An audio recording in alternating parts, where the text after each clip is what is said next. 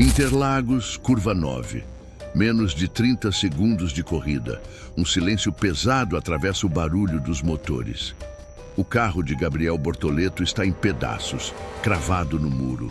A bandeira do Brasil ainda trêmula nas arquibancadas, mas o grito de "Vai, Gabi!" ficou preso na garganta. O menino de Osasco, em sua primeira corrida como titular em casa, sequer completa a primeira volta. E no rádio, uma voz argentina irrompe. Ele sempre faz isso. Toda vez alguém paga o preço. Colapinto não esperou por microfones. Ele não calculou palavras. Stroll não olha no espelho. Joga o carro como se fosse dono da pista. A frase curta atravessou os boxes como um raio. Em poucos minutos, estava nos feeds do mundo inteiro.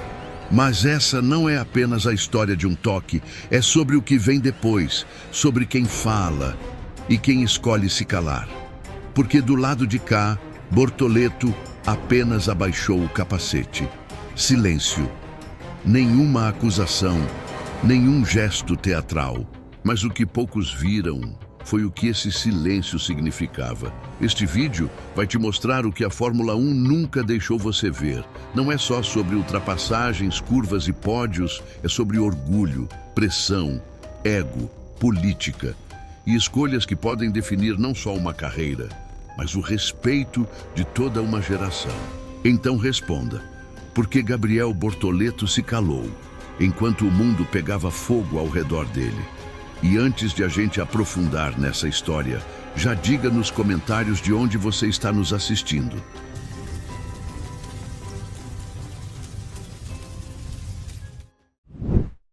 Ele nasceu longe das curvas da Europa, longe das grandes academias de elite. Gabriel Bortoleto cresceu em Osasco, onde o ronco dos motores era mais sonho do que som real. Interlagos era mais que uma pista. Era uma promessa, um altar sagrado para quem nasceu no Brasil e sonha com a Fórmula 1.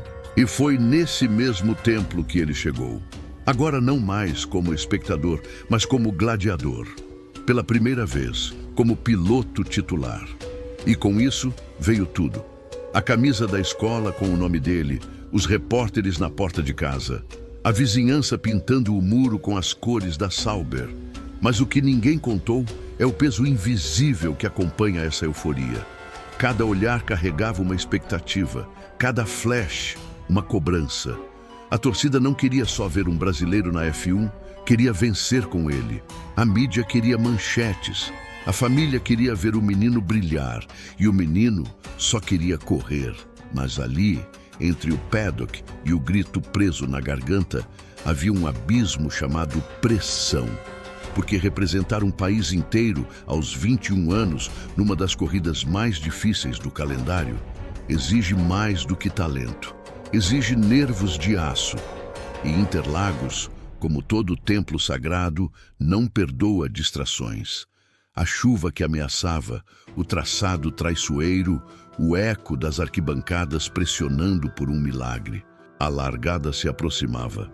Os olhos do mundo estavam nele. Mas o que acontece quando o palco dos sonhos vira a armadilha? Desde a sexta-feira, algo parecia fora de lugar. Os treinos livres revelaram um carro nervoso, imprevisível. O ajuste que funcionava pela manhã falhava à tarde. A Sauber parecia perseguir a aderência como quem corre atrás de uma sombra. Mas ninguém esperava o que viria na sprint. Em alta velocidade, tentando uma ultrapassagem agressiva no setor 2, Bortoleto perdeu o controle. O impacto foi brutal. 57G. O tipo de força que desloca ossos, quebra peças e paralisa corações. Quando o carro parou, não foi só a suspensão que estava em ruínas. Foi o fim da confiança. Na garagem, a cena era de guerra. Mecânicos trabalhando sem parar, revezando entre cafés e peças quebradas. A madrugada foi longa, fria, com olhos vermelhos e mãos sujas de óleo. Cada parafuso apertado carregava mais do que precisão. Carregava a esperança de que ainda daria tempo, que ele ainda teria uma chance. Mas o ambiente denunciava o clima. Engenheiros sérios demais, palavras medidas, olhares cruzados. Bortoleto, ainda dolorido, tentava focar, mas o brilho no olhar parecia diferente, como se já soubesse que aquele domingo não prometia glória, porque às vezes o universo dá sinais. Pequenos erros, acidentes evitáveis, falhas que se acumulam como peças de dominó prontas para cair. E naquele fim de semana, os sinais estavam por toda parte. Na pista molhada, no carro instável, nas palavras não ditas no rádio. Tudo indicava que algo estava para acontecer, mas o que ninguém conseguia responder era: seria apenas azar? Ou o início de uma conspiração involuntária? A largada foi limpa, até a curva 9. Bortoleto largava com pneus macios com mais aderência. Sabia que, naquela primeira volta, era a única chance real de ganhar posições antes que os médios aquecessem. Ele arriscou. Colocou por fora. Uma manobra ousada, mas precisa. O carro estava equilibrado, a tração vinha forte. Stroll por dentro freou mais tarde, talvez para proteger posição. Mas segundo a telemetria, sua tangente foi 50 centímetros mais fechada que o ideal.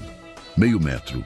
Isso é o suficiente na Fórmula 1 para decidir entre ultrapassar ou bater. O toque foi seco, milimétrico, mas devastador. O pneu dianteiro direito da Sauber encontrou o limite físico da pista, o muro do bico de pato. A suspensão quebrou como papel. O carro foi cuspido contra o concreto com uma brutalidade silenciosa. Nem deu tempo de reação.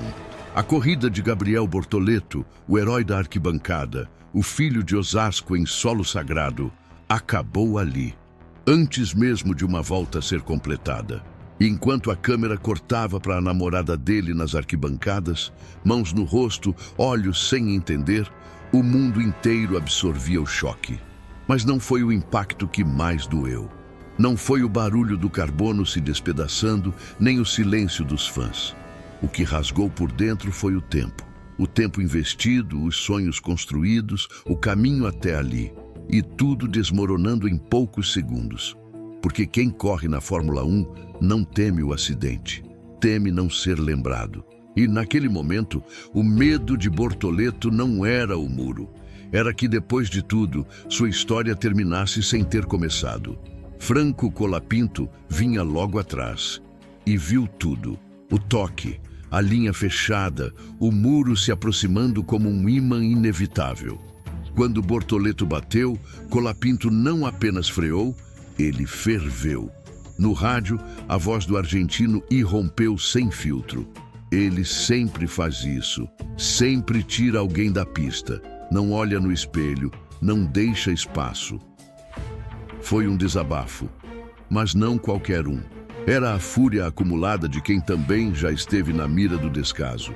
E dessa vez, o alvo era claro. Lance Stroll, filho do dono, intocável, até ali. Minutos depois, a frase viralizava. Estava em todos os grupos de WhatsApp de Paddock, nos cortes do Twitter, nos stories dos torcedores. Em minutos virou trending topic. Mas o mais curioso não foi o grito, foi o eco. Porque pilotos que nunca comentam curtiram a publicação. Jornalistas que evitam confronto retuitaram sem legenda. E entre os bastidores da F1, onde o silêncio costuma reinar, o que se ouviu foi a reverberação de uma verdade incômoda que até então ninguém ousava dizer em voz alta. E enquanto o fogo se espalhava, a Aston Martin permaneceu muda. Nenhum pronunciamento, nenhuma defesa, nenhuma palavra sobre o incidente, nenhum olhar de Stroll em direção a Bortoleto ao sair do carro. Nada.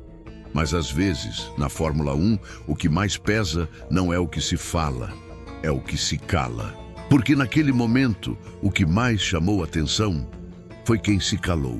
Enquanto os microfones ainda procuravam Colapinto e os algoritmos transformavam sua indignação em manchetes, Bortoleto surgiu diante da imprensa, sereno. Nenhuma raiva no tom, nenhuma acusação no olhar. Apenas um suspiro, uma pausa e a frase: foi corrida, um toque leve, primeiro giro, os carros ainda estão próximos. Simples assim, ele tinha acabado de bater no muro em sua corrida mais importante. Tinha perdido tudo em segundos e ainda assim escolheu o controle. Nos bastidores, a reação foi imediata. Engenheiros, chefes de equipe e até jornalistas veteranos se entreolharam com surpresa. Esse garoto tem cabeça, disseram alguns. Maturidade rara, disseram outros. Porque em um mundo onde a maioria grita para ser ouvida, Bortoleto se tornou ainda mais forte, por não precisar levantar a voz.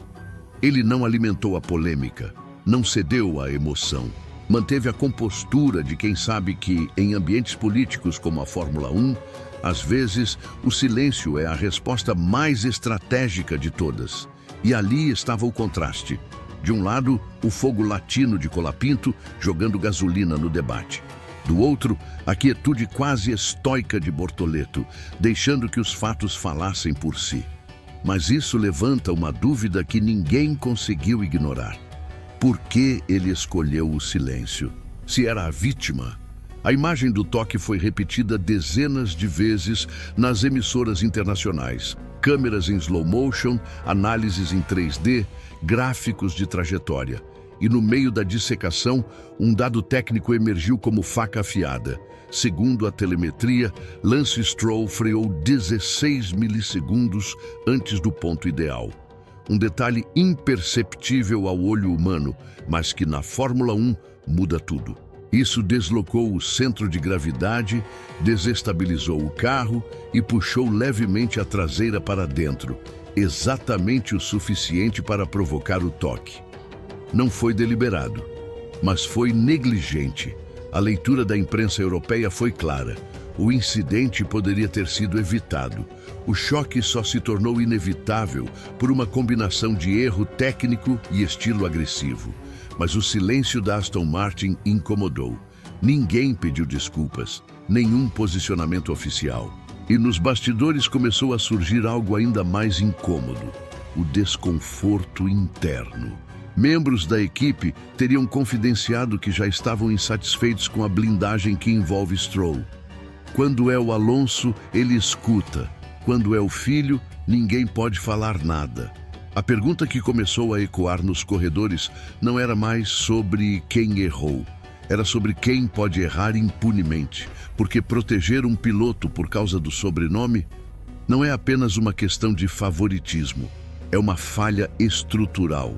Uma rachadura no ideal de meritocracia que a F1 tanto vende. E nesse cenário, a pergunta que não quer calar é simples, mas brutal. Estaria a Fórmula 1 protegendo mais que apenas carros? O paddock tem suas regras não escritas. E uma das mais sagradas é: não se fala mal de outro piloto publicamente, a menos que queira pagar o preço. Franco Colapinto rompeu esse pacto, sem assessoria, sem cautela.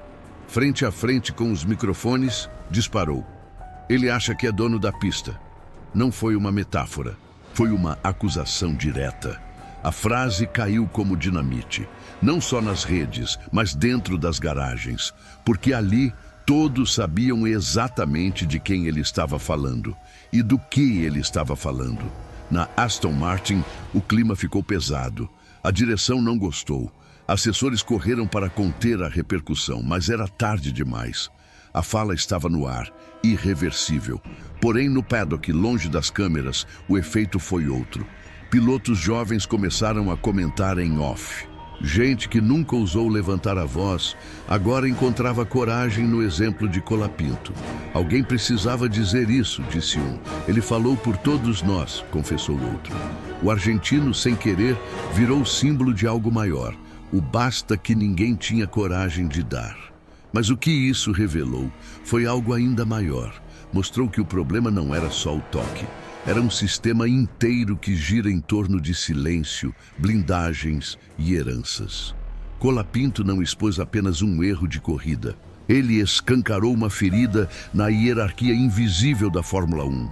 E ali, em meio à poeira do impacto e ao barulho das entrevistas, o esporte mais sofisticado do mundo parecia, por um momento, nu diante das suas contradições mais humanas. A tensão se espalhou como fumaça entre as tendas do paddock. Já não era só sobre o acidente em Interlagos. O que estava em jogo agora era o modelo de poder dentro da Fórmula 1. De um lado, os novos heróis, jovens ousados vindos da base que carregam talento e senso de justiça. Do outro, os intocáveis do grid, protegidos por sobrenomes, contratos antigos e estruturas que poucos ousam desafiar. A discussão extrapolou a pista e foi parar em mesas de estratégia, reuniões de engenheiros e até nos corredores da FIA. Fernando Alonso, mestre da leitura de bastidores, já havia dado sinais. Há meses, cobrava mais maturidade de Stroll em disputas apertadas. Internamente, sua voz ecoava: precisamos de cabeça fria, não de fogo descontrolado. E quando o Colapinto estourou, não foram poucos os que viram ali a coragem que faltava a muitos. O argentino, até então discreto, virou uma espécie de símbolo, a voz da geração, a primeira que não aceita mais as velhas regras do silêncio, que não tolera mais privilégios velados. Mas no meio desse furacão, entre quem gritou e quem se calou, entre quem apontou o dedo e quem manteve a postura, surgiu uma pergunta que ainda paira no ar. E no meio dessa guerra de narrativas, quem realmente saiu ganhando? O silêncio de Gabriel Bortoleto não era falta de reação, era cálculo. Ele sabia exatamente onde estava. Na Fórmula 1, cada palavra tem peso e cada deslize tem memória. Após o acidente, ele podia ter explodido, como tantos fariam. Podia ter apontado nomes, exigido desculpas, virado manchete com sua indignação. Mas escolheu a rota mais difícil, o silêncio estratégico. E isso não passou despercebido, principalmente por quem realmente importa. Naquela mesma tarde, em Interlagos, fontes internas confirmam: executivos da Audi procuraram Bortoleto nos bastidores. Queriam entender sua visão, não sobre o acidente em si, mas sobre o que a F1 está se tornando. Ele ouviu, pensou e respondeu com calma: a Fórmula 1 precisa de respeito, não de sobrenomes. A frase dita sem alarde viajou como pólvora entre engenheiros e diretores. Não era só uma crítica, era uma proposta de valor. Uma postura que se alinha com o que a nova Audi quer representar no grid: meritocracia, técnica e caráter.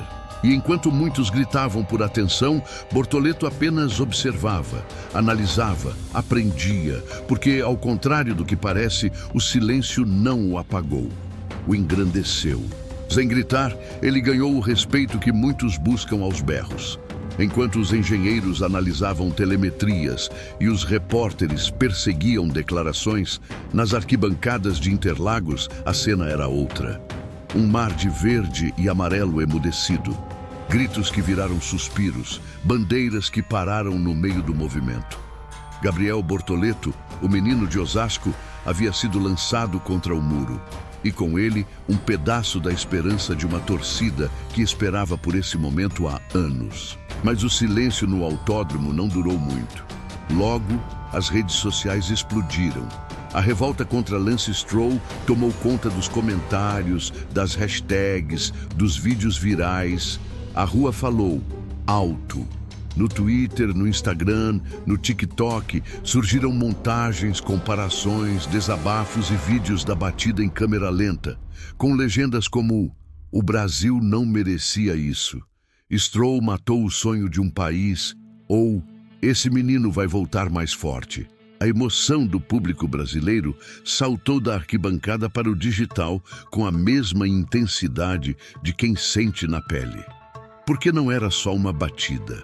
Era o cancelamento de um rito de passagem, de um sonho coletivo interrompido antes da linha de chegada. Mas mesmo sem completar uma volta, Bortoleto saiu maior. E ali, no meio da frustração, algo começou a se formar. Um mito. um símbolo de resiliência silenciosa. O garoto que foi derrubado, mas não caiu. Que viu tudo ruir em segundos, mas não gritou, não xingou, não apontou. E, paradoxalmente, foi exatamente isso que o consagrou. Porque em um esporte onde tanto se fala de performance, ele mostrou algo mais raro: dignidade. E a pergunta que começou a ecoar entre os fãs foi inevitável. Como alguém que não correu, conquistou mais que muitos campeões? O acidente em Interlagos não foi apenas um incidente de corrida. Dentro da Sauber, ele acendeu uma discussão incômoda. O clima nos boxes, antes vibrante com a presença do estreante brasileiro, agora era de tensão contida. Andrea Seidl, chefe da equipe, foi vista em reuniões reservadas com engenheiros e representantes da Audi. O motivo? A revisão urgente da filosofia de corrida da equipe. A batida, os riscos, os padrões de postura, tudo passou a ser reavaliado.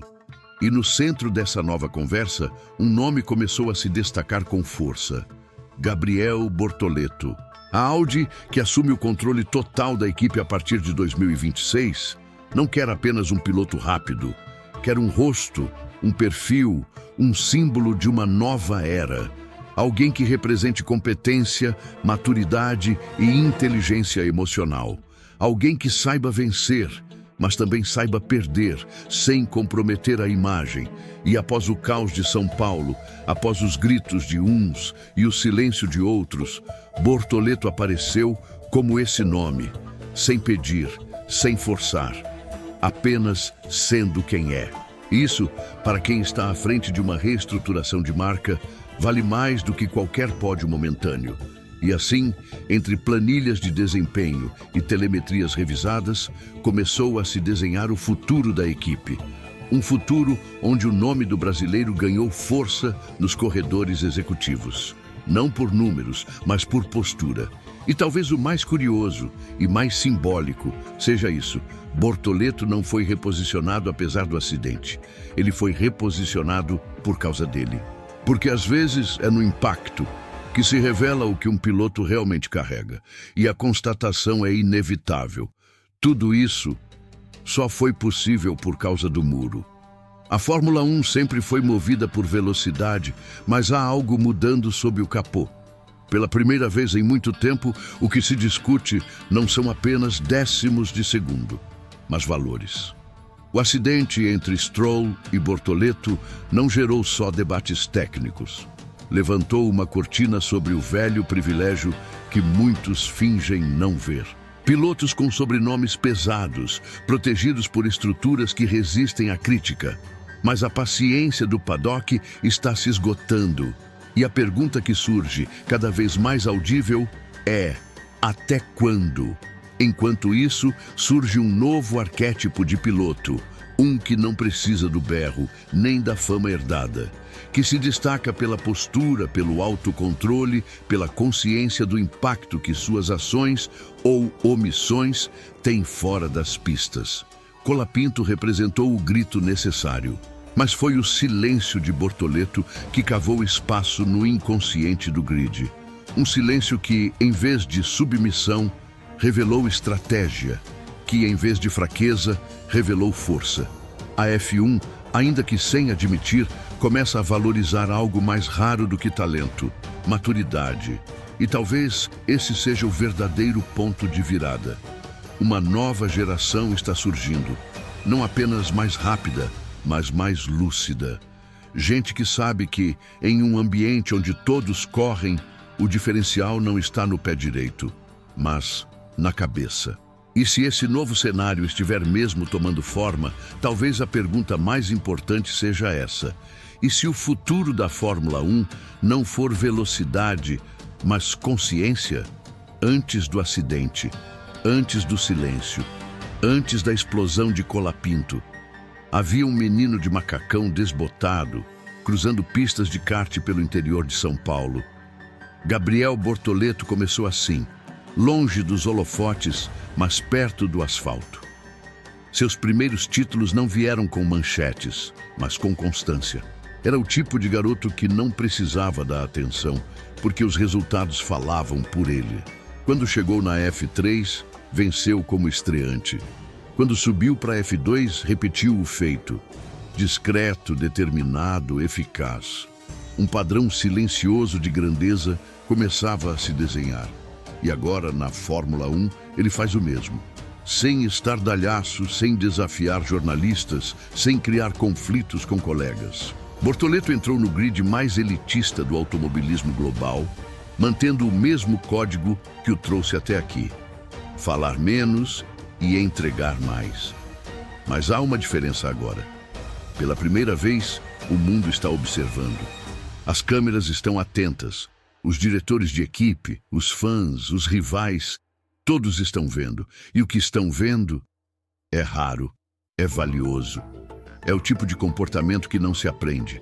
Ou você tem, ou cede ao caos. No final das contas, talvez não sejam os troféus que definem um campeão. Talvez não seja a pole, a volta mais rápida ou o número de ultrapassagens. Talvez o verdadeiro traço de um campeão esteja na forma como ele reage quando tudo dá errado, quando é derrubado injustamente, quando todos esperam que ele se rebaixe e ele escolhe se elevar. Porque no mundo onde todos querem provar algo, os verdadeiros gigantes são aqueles que não precisam. E talvez o que define um campeão não seja um troféu. Na classificação oficial, Gabriel Bortoleto abandonou na volta 1. Nenhum ponto, nenhuma bandeirada, nenhuma imagem no pódio. Mas nas conversas dos bastidores, nas reuniões técnicas e nos cafés discretos do paddock, foi outro o veredito. Ele venceu. Não a corrida, mas o respeito. Ele saiu da pista com o carro destruído, mas com a imagem intacta. Colapinto virou manchete, Stroll virou debate, mas Bortoleto virou referência. Porque em um esporte onde os erros são punidos com severidade, ele mostrou que caráter não se perde nem no muro. Colapinto, com sua fúria crua, abriu portas. Foi necessário. Sua coragem serviu de catalisador. Mas quem mais cresceu com tudo isso foi quem não gritou. O piloto que entendeu que na Fórmula 1, saber calar na hora certa pode ser mais valioso do que acelerar. E esse tipo de inteligência emocional, rara entre veteranos, é ouro nas mãos de uma equipe em transição. A Sauber pode não ter vencido em Interlagos, mas ali entendeu algo fundamental. Tem em mãos alguém que não apenas pilota, mas representa. E é por isso que a Audi observou com tanta atenção. Eles viram o toque, claro, viram os dados, o impacto, a repercussão. Mas talvez o que mais tenham visto foi o silêncio. A decisão de não transformar um erro alheio em espetáculo, de manter a elegância mesmo quando o instinto gritava por revanche. Na curva 9 de Interlagos, não nasceu um vencedor de corrida, nasceu um líder silencioso. E a pergunta que ficou no ar é inevitável. O que será que a Audi viu naquela curva 9? Respeito. Parece uma palavra simples, mas na Fórmula 1, ela assume contornos quase filosóficos. Em um esporte onde cada centésimo de segundo pode mudar uma vida, onde milhões de dólares giram ao redor de decisões instantâneas e onde egos inflam mais rápido do que motores em linha reta, respeito se torna um recurso escasso. A corrida em São Paulo não foi apenas uma disputa de posição. Foi uma aula pública sobre como o comportamento fora do cockpit define tanto quanto o que acontece dentro dele. Lance Stroll, protegido por um sobrenome que também é acionista, mostrou uma vez mais que talento sem autoconsciência é apenas velocidade desperdiçada. Franco Colapinto, com sua explosão verbal captada por microfones argentinos, verbalizou o grito coletivo de uma geração que cansou de ver as regras mudarem conforme o nome no crachá. E Gabriel Bortoleto escolheu não gritar. Escolheu não se exaltar, não acusar, não manchar a própria história com mais ruído. Em entrevista à imprensa após o acidente, disse apenas: "Foi um toque leve. É corrida, não foi de propósito." E com isso, ensinou mais do que qualquer discurso ensaiado, porque talvez o verdadeiro significado de pilotar não esteja apenas em ultrapassar rivais, mas em ultrapassar o próprio ego. A Fórmula 1 tem sido, por décadas, o reflexo de uma sociedade que premia quem grita mais alto, quem aparece mais, quem reage com mais fúria. Mas há algo mudando. Quando a postura de Bortoleto é elogiada por engenheiros da Audi, quando dirigentes discutem sua maturidade em reuniões internas, quando pilotos como Albon e Gasly apoiam silenciosamente Colapinto nos bastidores, segundo fontes próximas, percebemos que o jogo está mudando. Aquela curva 9 de Interlagos não revelou apenas um erro de pilotagem.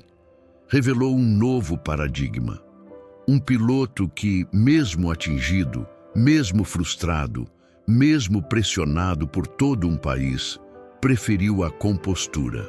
E essa escolha ressoou, não nas estatísticas da corrida, mas no respeito silencioso que ele conquistou de quem entende o que realmente importa nesse esporte.